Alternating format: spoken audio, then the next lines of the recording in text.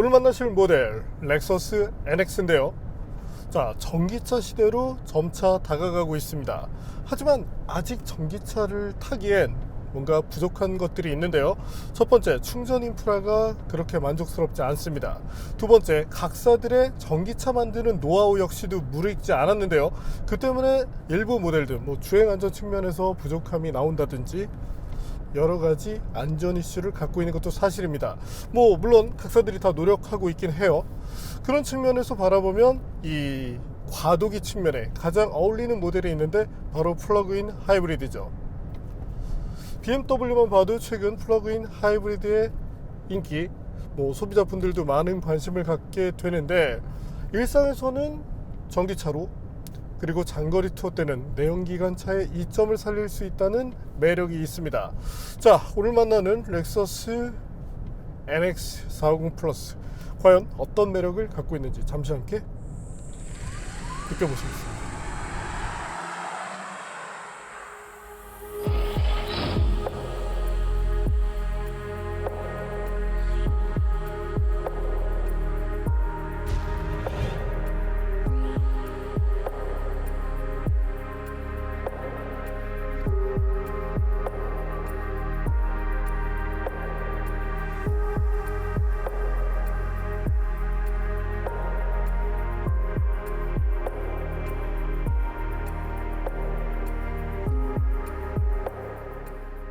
변화에 소극적인 렉서스가 오랜만에 큰 변화를 택했습니다.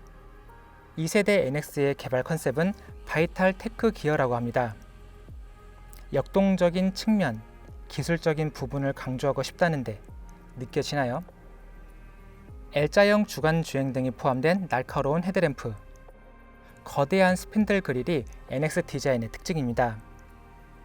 범퍼 양 측면도 날카롭게 다듬었고 엔진 후드도 볼륨감을 강조한 모습입니다. 측면부도 소폭 정리됐습니다. 복잡한 선들의 정리도 어느 정도 이루어졌죠. 후면부에서는 좌우가 연결된 헤드램프 디자인이 눈길을 끕니다. 삼각형 형태의 라인도 그대로죠.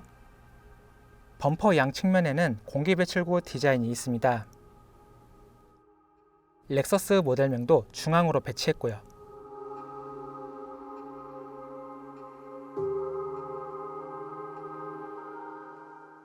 이게 좀 여담이긴 한데, 렉서스 NX가 저에게는 조금 특별한 모델인데요. 이 전세대 모델, 그 덕분에 가족을 만났기 때문이죠. 자, 이 고양이 소위 말하는 이제 길냥이였는데 제가 이제 입양을 하게 됐고, 그래서 지금 함께 잘 살고 있습니다. 이 얘기는 차량 리뷰와는 무관하기 때문에 뒤쪽에서 그 스토리를 간단히 들려드리기로 하고, 자, 렉서스 NX 한번 주행을 시작해보죠. 요즘 이 토요타 그리고 렉서스 모델을 탈 때마다 매우 깜짝 놀라는 것들이 있습니다. 바로 핸들링 성능인데요. 자, 미국 시장에 비중을 뒀던 토요타 렉서스, 반면 유럽에 대응하기 위한 성능 측면, 특히 핸들링 부분에서는 아쉬움을 내는 경우가 많았습니다. 하지만 언젠가부터 균형이란 것에 대한 눈을 뜨기 시작했었고, 최근에 저희가 테스트했었던 ES, 특히 F 스포트 버전을 타면서 매우 놀랐다고 말씀을 드렸었죠. 그리고 지금 NX, 컴팩트한 차체에 어울리게, 사실 말이 컴팩트이지 그렇게 작진 않아요. 자, 스티어링 휠 움직일 때 매우 날카롭게 잘 반응을 해줍니다. 그리고 레인 체인지 같은 환경, 서스펜션이 차체를 지지하는 능력이 정말 좋아졌거든요. 셰시에 대한 중요성을 깨닫고, 최근에 그런 것들, 모터스포츠를 통해서 얻은 노하우, 이런 것들을 그냥 모터스포츠와 이 일상용 양산차를 구분하는 것이 아니라 필요한 것들을 적절하게 아울러서 넣어놨기 때문에 만족도가 참 높은데요. 스티어링 휠 돌렸을 때 안정감, 예원 부분에서는 충분한 매력을 찾을 수 있습니다. 자, 그럼 간단히 한번 달려볼까요? 변속도 스포츠 모드로 한번 해보죠.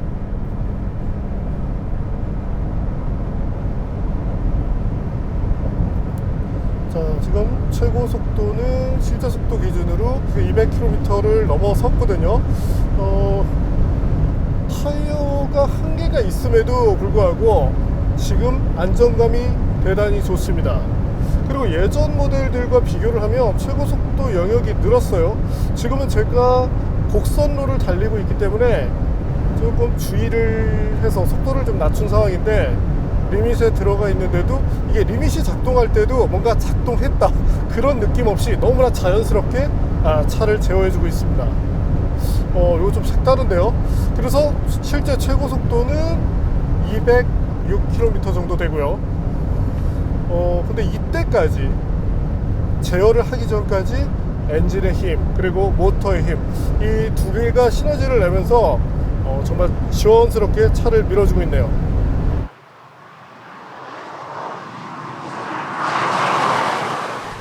이번에는 렉서스 NX450 플러스. 자, 가속 성능을 볼까요?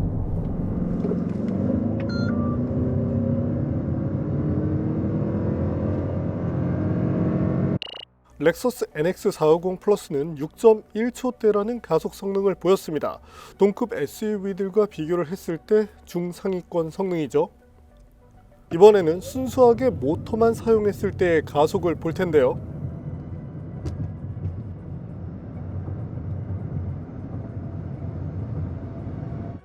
이 부분이 놀라웠습니다. 모터만 가지고도 약 10초대 내외의 성능을 끊었으니까요.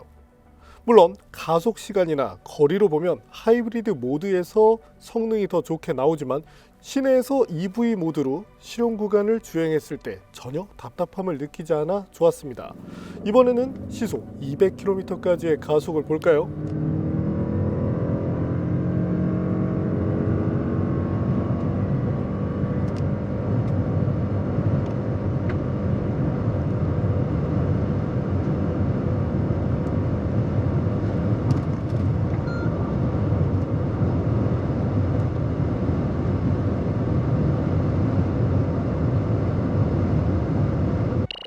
이 차에는 의미 없는 테스트일 수 있지만 그 결과 현대 코나인과 유사한 정도의 기록을 냈습니다. 확실히 예전에 200T라는 모델이 있었죠? 그때와 비교를 하면 상당히 여유롭고 좋습니다. 이번에는 제동력을 볼까요?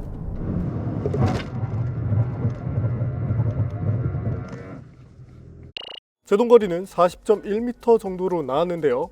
최장거리도 여기서 50cm가량 늘어나는 수준에 불과했죠. 제동거리 자체는 평이했지만 브레이크 시스템과 타이어가 지속성을 잘 만들어냈기 때문에 신뢰도 높은 성능을 보였습니다. 브레이크는 앞뒤 모두 벤틸레이티드 디스크를 사용하고 있고요.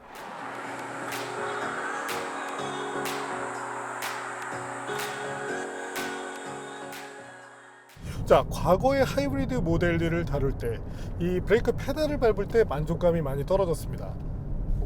뭔가 스프링을 밟는, 그래서 뭔가 탱탱거리는 탱탱볼을 밟는 그런 느낌이었는데, 지금은 내연기관과 거의 차이가 없어요. 초반에 이렇게 부드럽게 물리는 부분이 있긴 합니다. 하지만 이것도 크게 어색함으로 다가오진 않거든요. 이후에 강한 제동을 끌어낼 때 여기서 팍 하고 브레이크를 밟으면 그때는 약간의 이질감이 생깁니다. 하지만 우리가 일상에서 이런 제동을 할 일은 거의 없죠. 그래서 우리가 일상에서 편안하게 운전하고 부드럽게 제동을 하고 이런 환경에서는 내연기관과 그렇게 차이가 나지 않는다. 그리고 이 엔진이 개입하는 이런 것들에 대한 세련미도 매우 좋아졌기 때문에 제동에 대해서는 또한 일상에서는 충분히 만족할 만하네요.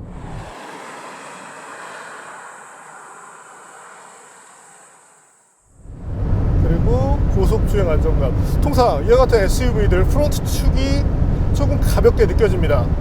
근데 지금 잠깐 볼까요? 자, 스티어링 휠에서 손을 떼고 있어요. 그래도 직진 안전성이 매우 좋은데요. 요즘에 토요타는 정말 뭐랄까요? 차에다가 아시아적인 느낌 그리고 미국적 성향, 여기에 유럽인들이 바라는 그런 이 감각적 요소까지 잘 넣어놨기 때문에 다수의 계층을 만족시킬 만합니다. 정말 렉서스스럽지 않은데요. 자, 그리고 현재 이 모델 플러그인 하이브리드죠. 모터를 가동해서 이것만 가지고 전기차처럼 주행을 할 수 있습니다. 이 차의 가장 큰 매력인데요. 자, 그러면 NX에 들어가 있는 이 파워트레인 어떤 것들이 있고 차이가 무엇인지 한번 볼까요? 렉서스 NX에는 국가에 따라 총 6개 종류의 파워트레인이 탑재됩니다. 국내에서 판매되는 것은 엔진 형식이 이와 같은 것으로 배기량은 자연흡기 엔진과 동일한 2487cc입니다. 보호 87.5mm, 스트로크 103.5mm 구조의 롱스트로크 타입 실린더 구조를 갖고 있는데요. 여기에 하이브리드 시스템 또는 플러그인 하이브리드 시스템을 탑재하고 있죠. 지금 보시는 NX450 플러스에 장착된 엔진은 최고 출력 182마력, 최대 토크 23.1kg 폴스미터를 낼 수 있는데 모터까지 구동했을 때의 시스템 총 출력이 307마력입니다. 300마력대 성능이다 보니까 일상에서 또는 급가속이 필요한 환경에서도 힘의 부족을 느끼지 않게 되죠. 변속기는 하이브리드 모델처럼 eCVT를 기초로 하고 있고요. 배터리 용량은 18.1kWh급 리튬이온을 쓰는데 차체 중앙에 위치해 있습니다. 별도의 충전기를 쓰지 않고 엔진의 힘으로 충전을 해도 상당히 짧은 시간 만에 충전되는 것을 확인할 수 있었고요. 대략 1시간만 충전해도 만족할 수준의 충전이 이루어졌는데 덕분에 PHEV 모델로서의 불편함을 크게 느끼지 않아 좋았습니다. 특징으로는 자동으로 모터와 엔진의 구동 환경을 바꿔주는 오토 EV 모드 등을 지원해 내 취향에 맞는 주행을 할 수 있고요. 모터로 뒷바퀴를 굴리는 4륜구동 E4도 기본으로 들어가 있고요. 하이브리드 버전인 NX350도 엔진 자체는 같지만 출력이 189마력, 최대 토크도 24.7kg 폴스미터로 순수 엔진 성능이 약간 더 강화되어 있습니다. 그러나 모터를 구동했을 때 시스템 총 출력에서는 차이가 나는데 242마력이죠.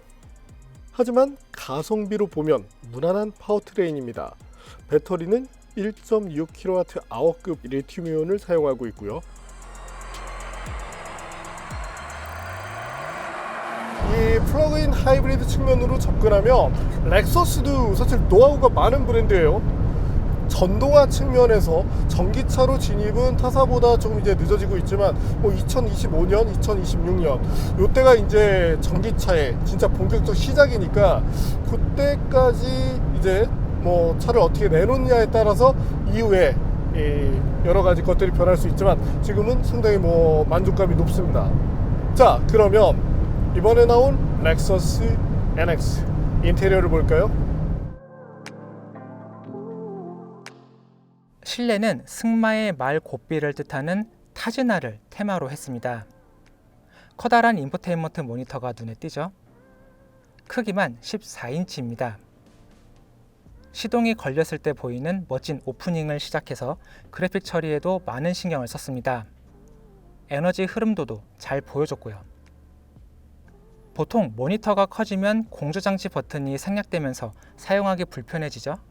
NX는 모니터 하단부에 고정돼 있어 조작성이 좋았습니다. 후방 카메라 화질도 좋아졌습니다. 렉서스 맞나요? 어라운드 뷰 기능도 지원하는데요.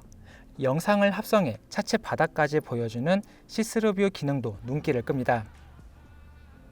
계기판은 7인치 디스플레이로 구성되는데 슈퍼카 LFA로부터 시작된 디자인이죠. 플러그인 하이브리드 모델인 만큼 연료 게이지 옆에 배터리 게이지도 추가됐습니다. 요즘 트렌드에 따라 기어레버 크기가 아담해졌습니다. 주위에는 주행모드 변경 다이얼과 스마트폰 무선 충전 패드가 있고요. 하단에는 배터리를 어떻게 사용할지 선택하는 버튼들이 배치됐습니다. 7kWh 충전기를 사용하면 완충에 2시간 30분이 소요됩니다. 통풍과 열선을 지원하는 시트는 몸을 잘 감싸는 성격입니다. 사이드 서포트 부분을 깊게 설계한 덕분인데요. 이를 딥 헝 구조라고 합니다. 덕분에 코너에서도 몸을 잘 잡아줬고요.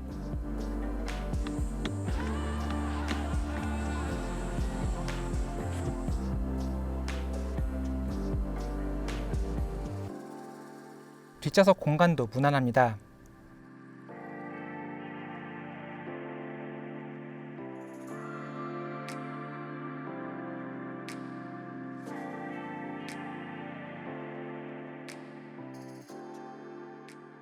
오랜만에 머리 공간이 넉넉한 모델을 만났네요. 도어 핸들이 전자식으로 변경됐습니다. 버튼을 누르면 쉽게 열 수 있고요. 요즘 일부 전기차 사고 때 이런 전자식 때문에 문제가 되는 경우가 있었죠. NX는 비상시에 버튼을 2번 당겨서 수동으로 열 수 있게 만들었습니다. 안전 사양도 강화됐습니다. 정차 및 재출발이 가능한 어댑티브 크루즈 컨트롤, 차로 중앙 유지 기능, 표지판 인식, 오토 하이빔 등이 탑재됩니다. 특히 전방 추돌 경고 및 긴급 제동 기능은 인식 범위가 확대됐습니다. 보행자와 자전거를 야간에서도 인식할 수 있고요. 교차로 인식 범위도 기존 좌우 선회 이외에 측면에서 접근하는 차 또는 오토바이까지 범위가 확대됐습니다. 운전석과 조수석 사이에 에어백이 펼쳐지는 앞좌석 센터 에어백이 새롭게 추가됐고요.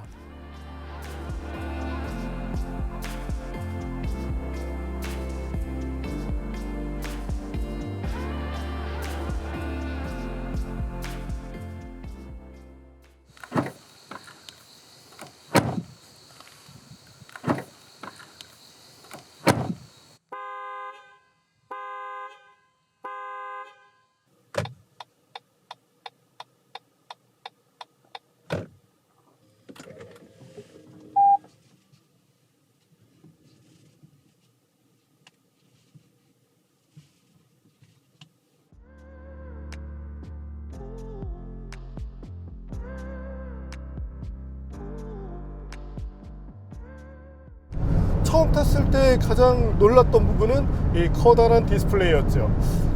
저는 그랬어요. 그 스태프들에게 이거 뭔가 잘못된 거 아니야? 40%가 더 늘었는데 이렇게 긴 걸 렉서스 스타일이 아닐 텐데 라는 농담을 했었습니다. 지금 대형 디스플레이가 들어가다 보니까 세련미라는 부분이 올라갔고 공조장치 컨트롤하는 부분, 특히 온도를 제어하는 이 다이얼을 돌릴 때 여기서도 고급스러운 느낌이 잘 살아납니다. 렉서스가 다른 모델을 통해서도 이런 것들을 많이 신경을 썼었어요. 자, 부단은 아니지만 탁탁 걸릴 때 여기서 부드러움을 잘 추구를 했죠. 또한 볼륨 다이얼을 돌릴 때도 볼륨 다이얼은 기본으로 돌릴 때는 무단처럼 느껴집니다. 하지만 여기서 뭔가 살짝 걸린다는 표현이 나쁜 것이 아니에요. 내가 뭔가를 조종하고 있다고 했을 때 여기서 그 조종의 흔적을 느끼게 해주는데 확실히 이 조작감에 대해서는 많이 신경 쓴 티가 납니다. 자, 그리고 우리가 이와 같은 차를 타는 목적, 뭐가 있을까요? 연비 때문이죠. 자, 일상에서 우리가 바라볼 수 있는 연비 얼마나 되는지 한번 볼까요?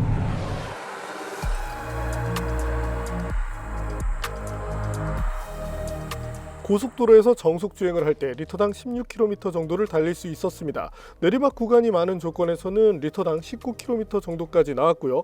대략적으로 리터당 16km 정도를 어렵지 않게 달릴 수 있다고 보면 됩니다. 하지만 하이브리드 모델들은 시내 주행에서 강하죠. PHEV인 450 플러스도 도심 구간에서 리터당 17에서 17.5km를 오가는 것으로 나타났습니다. 디젤보다 낫죠. 만약 집에 완속 충전기가 있다면 EV 모드를 통해 연료비를 대폭 낮출 수 있을 겁니다.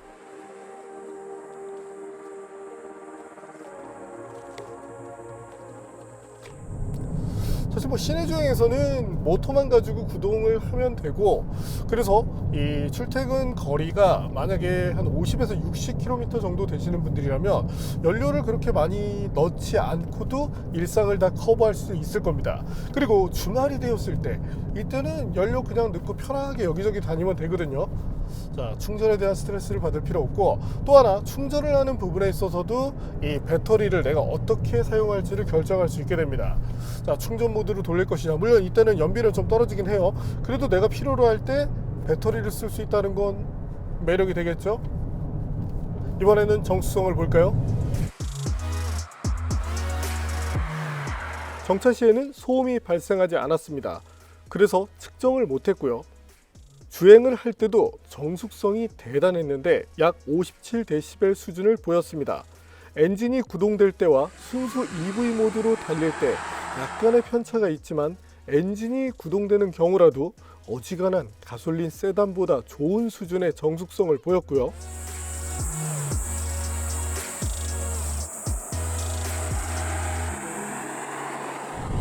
디폴트, 주행의 디폴트 값이 EV 모드이기 때문에 확실히 전기차처럼 주행할 때 정숙성 부분에 이점이 있었습니다.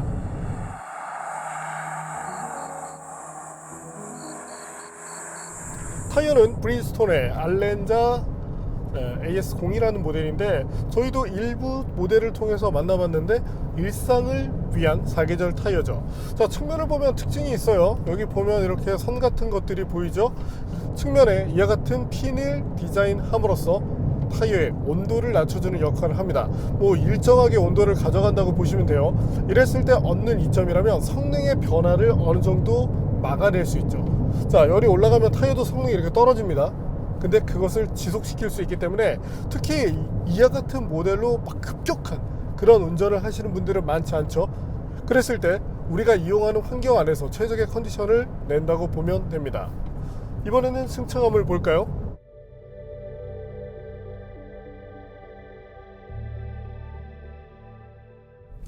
자, 이번에는 우리가 일상에서 만날 수 있는 과속 방지 턱을 넘으면서 기본 승차감을 볼 텐데요. 프론트 서스펜션이 이 턱을 넘을 때 초기에는 약간 단단한 느낌을 보여줍니다. 하지만 뒤쪽 서스펜션이 넘고 나서 여기서는 확실히 부드러운 느낌을 잘 살렸거든요. 통상 핸들링을 어느 정도 구현한 차들에서는 이런 승차감이 잘 나오지 않는데 양립된, 그러니까 승차감도 적당히 살리면서 성능도 좋은 이런 세팅을 상당히 잘했네요. 현재 코스에서는 렉서스의 ES300H가 상당히 좋은 승차감을 보였었죠. 근데 지금 이 NX도 나름대로 한 상중하를 나눴을 때 상에 가까운 그런 승차감을 보여줍니다. 아무래도 SUV들이 세단보다는 좀 불리함이 나타날 수 있게 되죠. 또한 하이브리드를 포함해 전기차도 그렇지만 가속 페달에서 발을 뗐을 때 이때는 조금 더 힘이 걸리게 되죠. 회생 제동 때문인데 승차감에서는 불리함이 될 수 있는 조건을 가졌음에도 이 정도의 승차감이라면 내연기관 모델 비교해도 전혀 아쉬움이 없다, 이렇게 말씀드리고 싶네요. 자, 그리고 이번에는 거친 노면에서 승차감 시험을 해보겠습니다. 물론 우리가 이와 같은 환경을 만날 일은 없지만 늘상 말씀드리지만 시험이라는 것은 다양하게 해봤을 때 그 차의 특징, 경쟁력을 알 수 있거든요.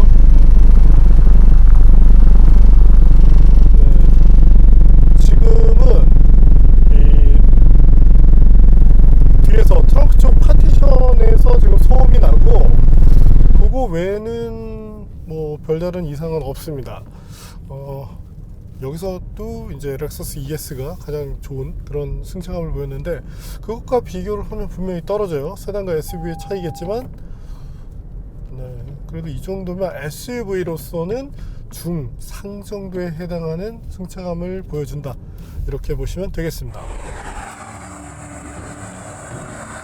렉서스 NX450 플러스는 GAK라고 불리는 플랫폼으로 만들어졌습니다. 2022년 기준 IIHS 테스트 결과 탑 세이프티 픽 플러스 등급을 받아 안전성도 입증했죠. 서스펜션은 전륜 맥퍼슨 스트럿, 후륜에 WC 본을 사용합니다. 무게는 1950kg 정도로 나왔고요.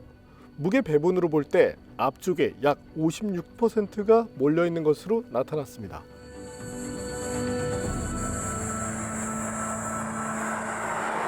자, 이번에는 렉서스 NX와 함께 기본 스티어 특성 핸들링을 보죠. 타이어 성격상 약간 측면에서 한계를 보여주긴 하지만 스티어링 휠 돌렸을 때 차량을 제어해주는 서스펜션의 역할 충분히 잘 이루어지고 있고요. 기본 특성은 약한 언더스티어지만 나름대로 좋은 균형감을 보여줍니다. 확실히 요즘에 셰시 많이 좋아졌어요. 자, 실제 속도 100에서 싱글라인 체인지죠.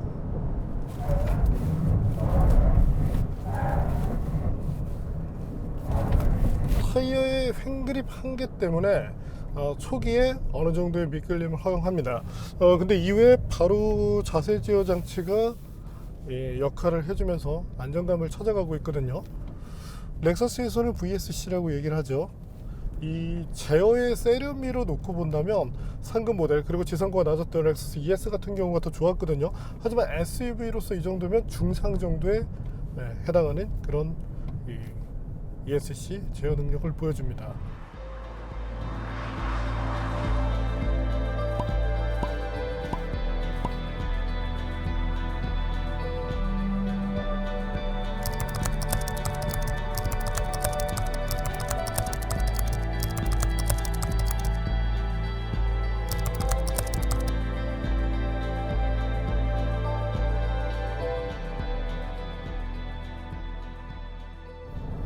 오늘 만난 렉서스 NX450 플러스. 자, 전기차 그리고 내연기관의 장점을 두루 가져갑니다. 물론 전기차로서만 보면 또 그보다는 부족할 수 있어요. 아무래도 주행거리에 한계가 있죠. 하지만 전기차가 겪는 그 충전에 대한 어려움, 이런 것들을 해소시키고 장거리 투어를 할 때 막 바빠 죽겠는데 이 장거리를 가다가 갑자기 충전을 하고 이 시간조차 아까운 사람들이 많이 있거든요. 하지만 전기차는 타보고 싶고, 자, 시내에서 주행을 하면서는 전기차로 타고, 이후에 우리가 가족과 함께 나들이를 할 때는 내연기관의 장점을 잘 살려주고, 그러면서도 이 소음과 진동, 여기서 경쟁력을 보여주기 때문에 이 차를 택한 소비자분들이 충분히 만족하시리라 예상을 해봅니다. 예전에는 어떻나요? 예전에는 이 독일 차들을 타면 그 특유의 주행감이 있기 때문에 일본계 자동차, 특히 뭐 렉서스 같은 경우 분명히 이 차이가 있었어요. 하지만 지금은 핸들링 퍼포먼스, 이 서스펜션의 조율을 정말 잘 해놓으면서 그와 같은 아쉬움을 낮춘 만큼, 오늘은 렉서스의 가장 현 시대와 타협을 잘한 NX450 플러스를 만나봤습니다.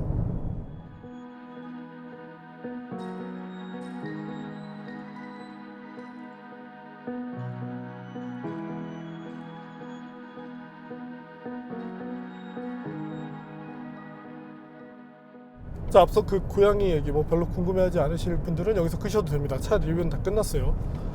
저희가 NX 촬영 때 그때 이제 강원도 첫날에 이제 인제에서 촬영을 했었는데 거기가 사람이 오는 곳이 아니거든요. 인적이 아예 없습니다.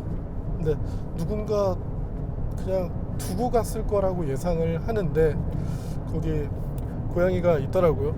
근데 이제 그 당시에 이제 선웅 기자한테 와서 고양이가 계속 이렇게 머뭅니다. 그러니까 선웅 기자가 이제 놀아줬는데 딱 보니까 저게 배고파가지고 사람한테 뭐 좀 달라는 건데 저희가 먹을 게 없었어요.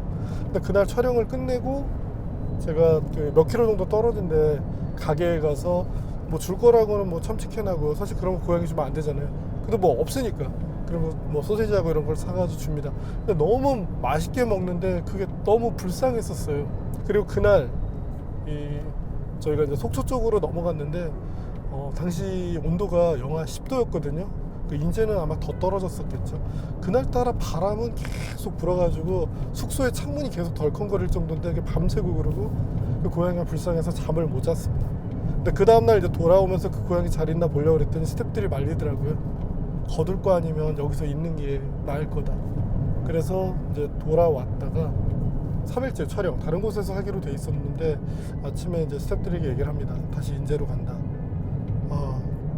그날 정말 이틀 동안 잠을 못 잤어요. 너무 마음이 아파가지고. 그러고 나서 인제에 갔는데 그 고양이 그대로 있더라고요. 그래서 거기다가 혹시라도 고양이 주인이 있으면 제가 그 임시로 보호를 할 테니까 연락을 달라고 이제 근처에 좀 보일 수 있게 이렇게 남겨놓고 데려갔는데 제가 아토피가 있거든요. 그래서 이제 이 병원에서도 이 동물 털이 너무 안 좋다. 근데 어떡합니까? 일단 데려왔는데. 그래서 지금은 제가 그 약을 먹으면서 잘 살고 있습니다. 그리고 이 혼자는 좀 외로울 것 같아서 그 이후에 한 마리를 더 분양받았고요. 그래서 이들과 함께 잘 살고 있습니다. 근데 이 녀석은 내가 그렇게 추운 데서 정말 데려왔는데 처음에는 은근히 좀 따르는 것 같더니 한 일주일 되니까 별로 저를 안 좋아하더라고요. 근데 지금도 아는 척을 집에 가면 한 10초? 그러고 나면은 저를 완전히 그것도 뭐 매력이겠죠.